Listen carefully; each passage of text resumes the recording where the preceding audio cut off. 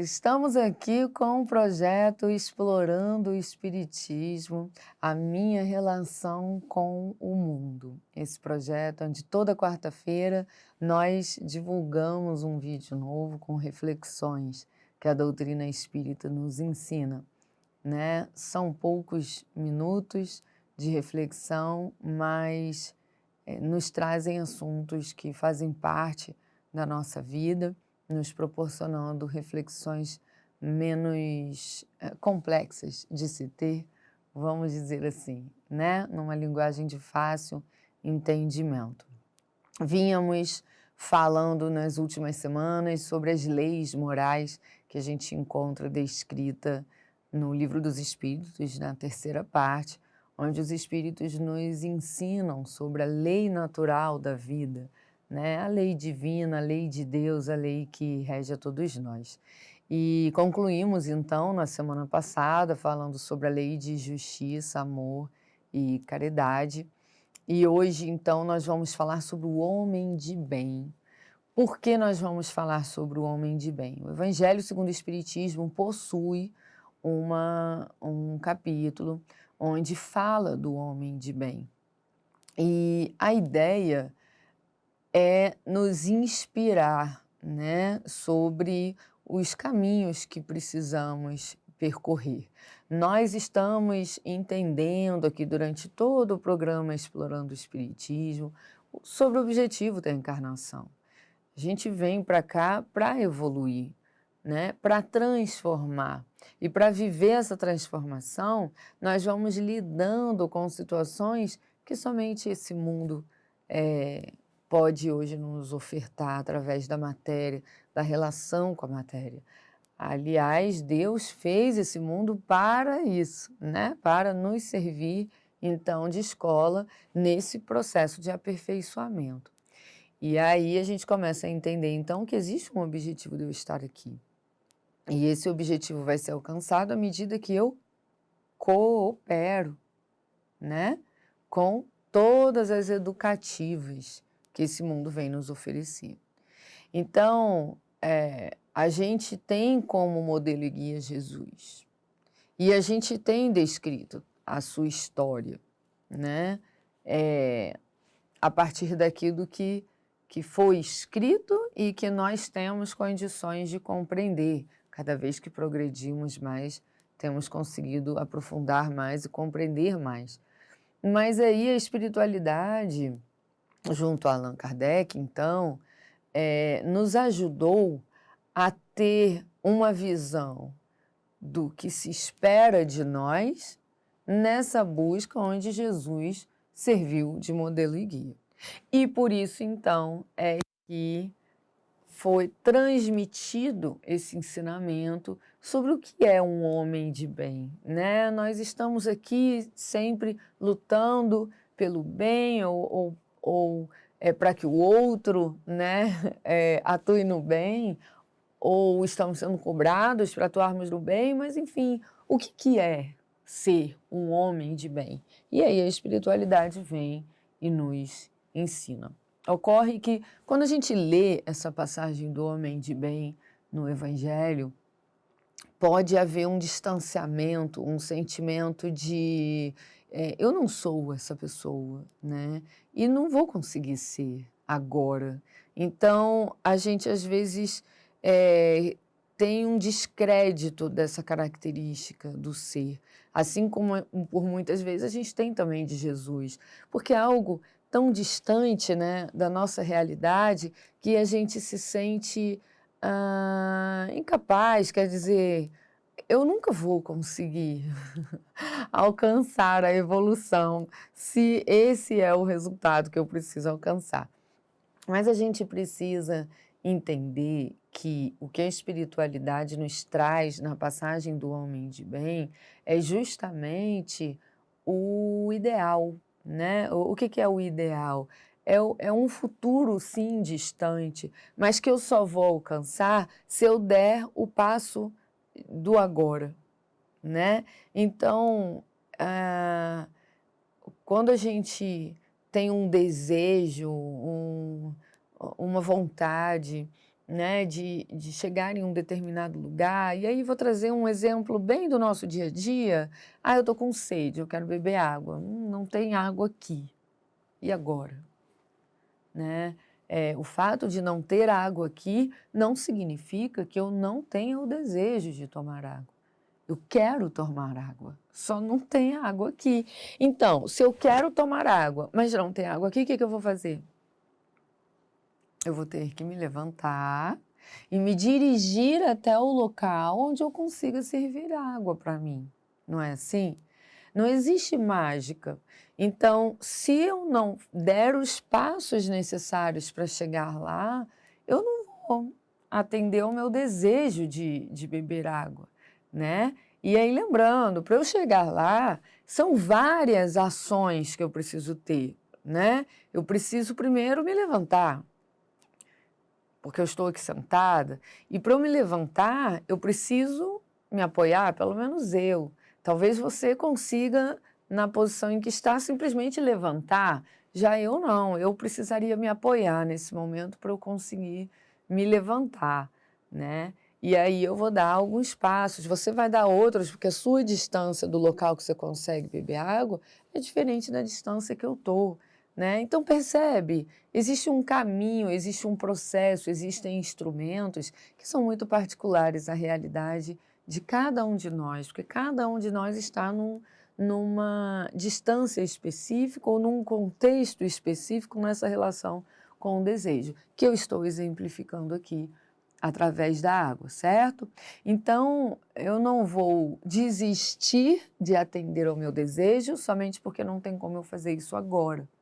E essa é a proposta da passagem do homem de bem. Não é fazer com que nos sintamos incapazes ou totalmente distantes ou acharmos que é impossível, mas é se sentir atraído por essa possibilidade, né? Deus enviou um irmão mais velho, mais crescido, evoluído, purificado, Jesus, para demonstrar que é possível. Ele não veio fazer um vídeo, ele não veio dar palestra, ele não veio dar aula e foi embora, ou escrever um livro e foi embora.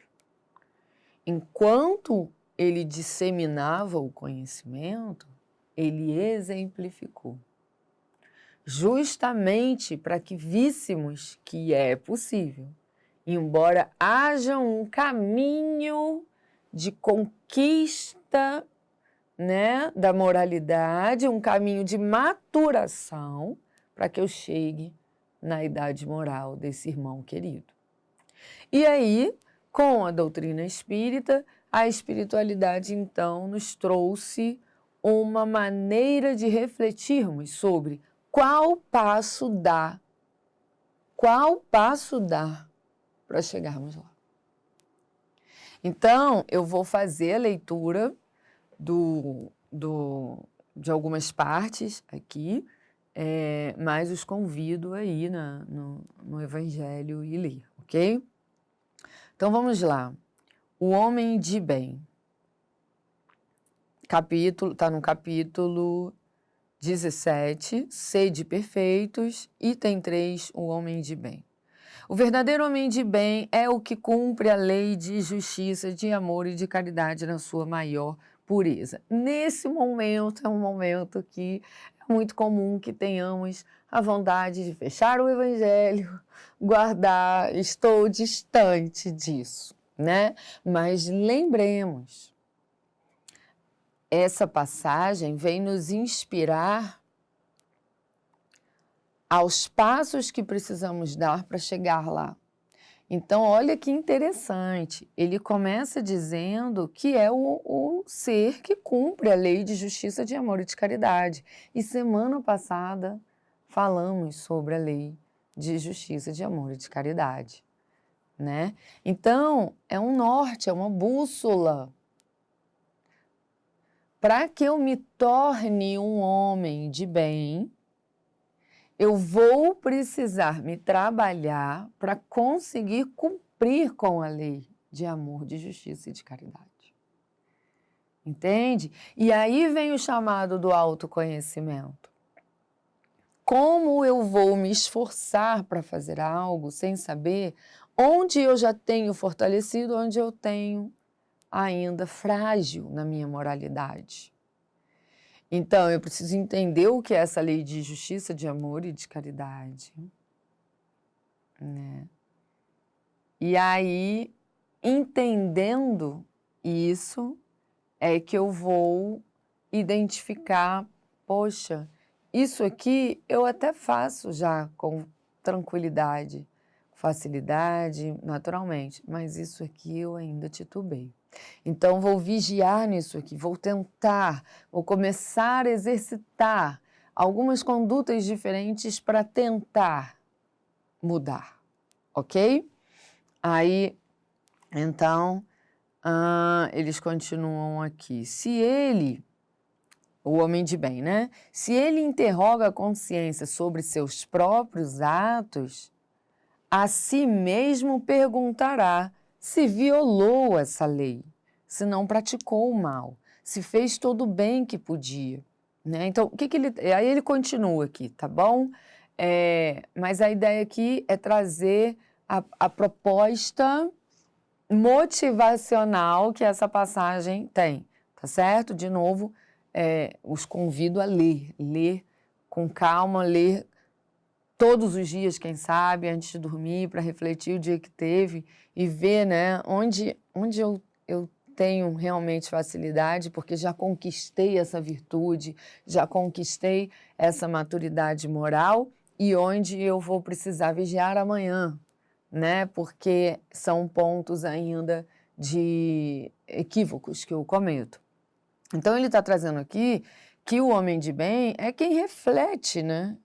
Quem reflete, e olha que interessante, ele se interroga, né, se violou a lei de amor, se praticou ou não o mal.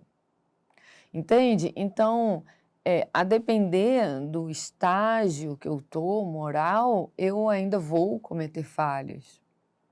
E essas falhas vão ser coerentes com as minhas ignorâncias. Mas, quando eu chego no final do dia, se eu me questiono, né? E eu estou trazendo aqui no final do dia, mas são reflexões que a gente pode ter continuamente. Se eu me questiono sobre eu ter agido numa conduta que beneficia, né, a harmonia, o equilíbrio, o respeito, o amor, a justiça e a caridade, eu estou me dispondo a aprender com a vida. E aí é onde eu coopero com o objetivo da vida. Entende? Eu não estou afirmando, eu não erro, eu acerto, eu estou certo sempre. Pelo contrário, eu dou uns passos para trás e me questiono, né? Será que eu tropecei? Se tropecei, tropecei aonde e por quê? Como eu poderia fazer diferente? Entende? Eu estou estudando o meu próximo passo. Lembrando da comparação da água, eu estou estudando qual a primeira ação que eu tenho que fazer agora para em algum momento conseguir chegar no lugar que tem a água. Ai, eu estou sentada, distante do lugar que tem água. Né? Então, nessa reflexão, eu já começo a perceber a minha distância daquele alcance, né? E aí eu penso, bom, mas se eu quero beber água e ficar aqui me atrapalha, o que eu vou ter que fazer? Eu vou ter que me levantar, e para eu me levantar eu vou ter que me apoiar aqui. Entende? Essa é a reflexão do dia a dia, né? Eu participei de uma reunião de trabalho, é legal refletir sobre a minha conduta nessa reunião de trabalho. Eu visitei um colega no hospital, né? Ao sair de lá, é legal eu questionar sobre, né? E por que é legal? Porque eu, espírito, ignorante ainda, mas já amadurecido em alguns pontos, quer dizer, imperfeito que sou, desejo a evolução. Porque eu desejo a felicidade, eu desejo a paz. Por desejar isso, eu dou os passos que eu preciso, que começam na reflexão. Então, isso é muito legal. A passagem do homem de bem inicia nos chamando para refletir. Sem reflexão, não tem conclusão, não tem aprendizado, não tem reforma íntima. Não é verdade?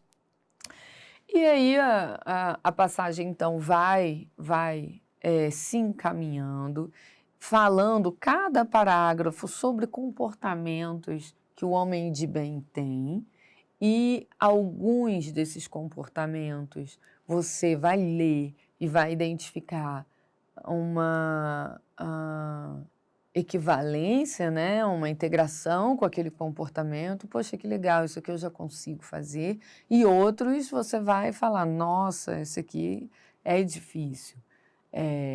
Tá bom. Qual o próximo passo que eu consigo tentar dar? Quais ações eu posso fazer agora para tentar trabalhar o ponto que eu identifiquei aqui, que pode ser meu próximo passo? Entende? O último parágrafo da passagem, os dois últimos, né? É o seguinte: finalmente, o homem de bem respeita todos os direitos que aos seus semelhantes dão as leis da natureza, como quer que sejam respeitados os seus. Não ficam, assim, enumeradas todas as qualidades que distinguem o homem de bem. Olha só, eu pulei do primeiro parágrafo para os últimos. Existe todo um conteúdo ali no meio, ok? E aí, aqui está dizendo, não ficam assim enumeradas todas as qualidades. Quer dizer, tem muitas outras que a gente não trouxe. Mas aquele que se esforce por possuir as que acabamos de mencionar, no caminho se acha que a todas as demais conduz. Aquele que se esforce por possuir as que acabamos de mencionar.